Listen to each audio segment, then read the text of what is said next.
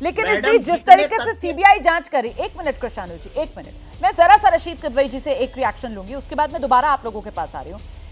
Rashid sir, सवाल मेरा ये है कि जिस तरीके से सीबीआई जांच कर रही है, रोज प्रोफेसर संदीप घोष को बुलाया जा रहा है, कई कई घंटे की पूछताछ हो रही है, और ऐसे में बंगाल पुलिस अचानक से एक भ्रष्टाचार का पुराना मामला निकालकर दर्ज करने की बात करती है, शिकायत, ये क्या है सर? ये इंसाफ की रोहा में रोड़ा नहीं तो और क्या बन रही है बंगाल पुलिस?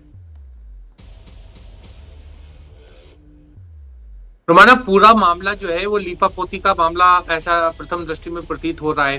देखिए, जो कहना है कलकत्ता पुलिस कहे या हॉस्पिटल एडमिनिस्ट्रेशन करे, तृणमूल पार्टी या मुख्यमंत्री जो है वो उसकी जो पार्टी बन रही है, पहले दिन से जिस तरीके से उन्होंने अपना विरोध दर्ज कराया और सीबीआई को एक तरीके से घेरने की कोशिश करी, तो एक उसका एक राजनीतिकरण कर रही है और इससे समझ से परे है। उनको अगर वो पहले उसकी नैतिक जिम्मेदारी लेती, इस्तीफा देने का वो इस तरह का औचित्य नहीं है, क्योंकि बाकी राज्यों में भी इस तरह की स्थिति होती है और मुख्यमंत्री ऐसे मामले में इस्तीफा नहीं देती, लेकिन महिला होने के नाते वो एक नैतिक जिम्मेदारी लेकर के वो तृणमूल पार्टी अगर करती तो आज शायद उनकी छवि बेहतर होती। वो पता नहीं क्यों इस कारण में वो ऐसा कर रही है कि सीबीआई केस सॉल्व कर दे, 25 तारीख को फांसी दे दे, ये कर दे। वो सीबीआई को घेरने में उन्हें ज्यादा इंटरेस्ट है, तो वो एक तरीके से सेंटर से क्लैश चाह रही है। दरअसल ये बड़ा मामला रोमाना दुर्भाग्यपूर्ण भी है और बहुत ही खेदजनक भी है, क्योंकि उसका राजनीतिकरण हो रहा है। देखिए, जो आप जो बात कह रहे हैं, मुझे लगता है जरा सा लॉकेट चटर्जी जी का रुख करते हैं। न्यायपालिका लॉकेट जी, ये जितना सीबीआई जल्दी से जल्दी इन्वेस्टिगेट करे,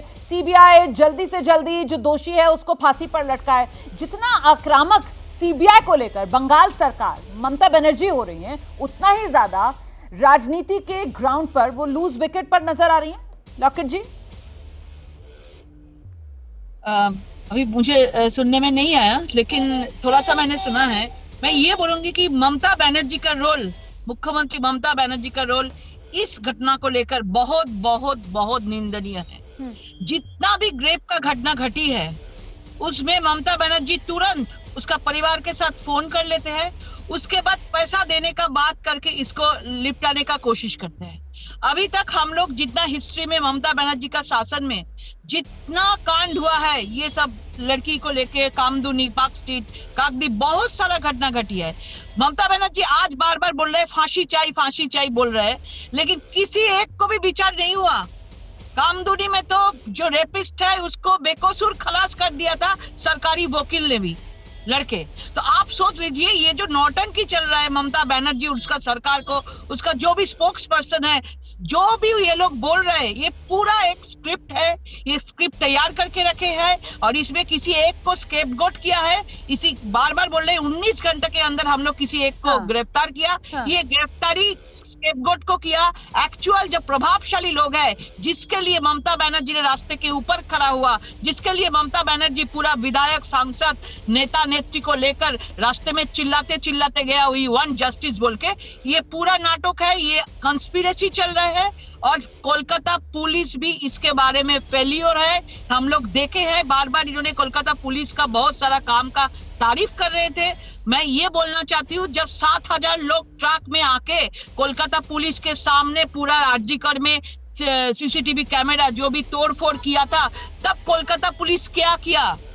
वहां पे जो लोग को पकड़े गए थे उसमें बहुत सारा लोग टीएमसी नेता नेत्री सब लोगों का बहुत करीब है। उन्होंने स्वीकार भी किया वो लोग उसके साथ, मतलब तृणमूल टीएमसी करते हैं, और आसपास से ये लोग गाड़ी ट्रक लेकर आए थे।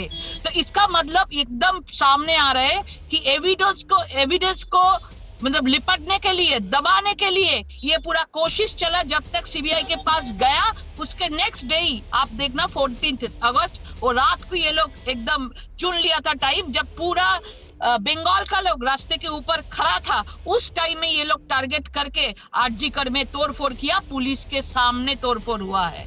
ये साबित हो गया कि ये बहुत प्रभावशाली किसी व्यक्ति जुड़े हुए हैं और ये राजनैतिक हत्या है। ठीक है, इसलिए ये लोग राजनीति कर रहे हैं। मतलब अभी किसी को बलि का बकरा बनाकर सामने ला दो, पुलिस गिरफ्तारी कर ले, अपनी पीठ थपथपा दो, जो कृष्णानु मित्रा जी कर रहे हैं कि देखो जी बंगाल पुलिस ने ही तो कितने 24 घंटे के भीतर भीतर आरोपी को पकड़ लिया। लेकिन ये कामदुनी जिसका जिक्र यहाँ पर लॉकेट चटर्जी ने किया, कृष्णानु मित्रा, ये तो फेक न्यूज नहीं है ना?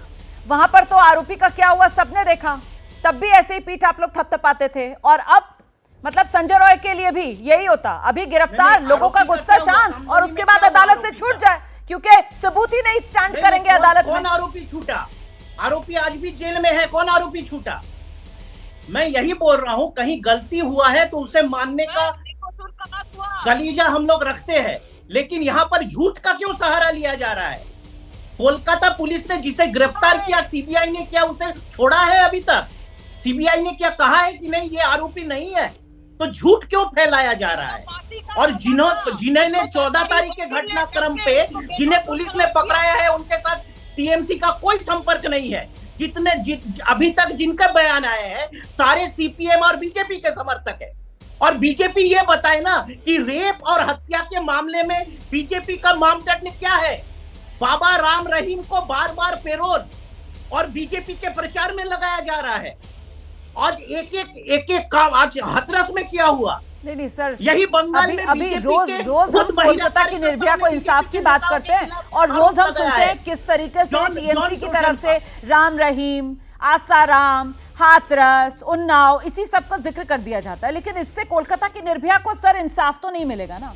सवाल तो रशीद किदवई साहब महत्वपूर्ण ये हो जाता है कि इस राजनीति के फेर में देश की जो आधी आबादी है वो तो सुरक्षित है नहीं, और कोलकाता का कांड जो है वो गंभीर सवाल खड़े करता है, क्योंकि न सिर्फ यहां पर एक बहुत ही बर्बर घटना को अंजाम दिया गया, बल्कि उसमें जिस तरीके के लैप्सेस और जिस तरीके की लीपापोती हुई है, इसको लेकर सवाल बड़े हो जाते हैं कि वो प्रिंसिपल आज जिसको लेकर सुप्रीम कोर्ट की तरफ से भी कहा गया कि साहब चंद घंटों के अंदर आप उसको दूसरी पोस्टिंग दे रहे हैं, क्यों?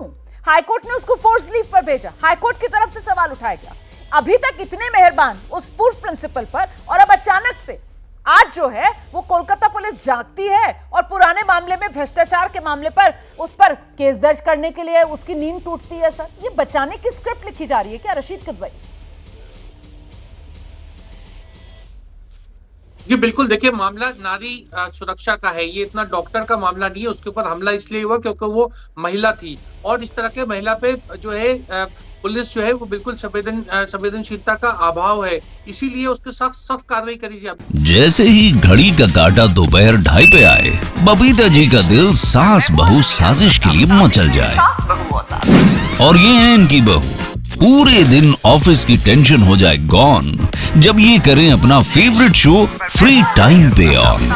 इनकी तरह आप भी देखिए अपना फेवरेट शो अपने टाइम पर और डाउनलोड कीजिए एबीपी लाइव ऐप अपने स्मार्ट टीवी पर।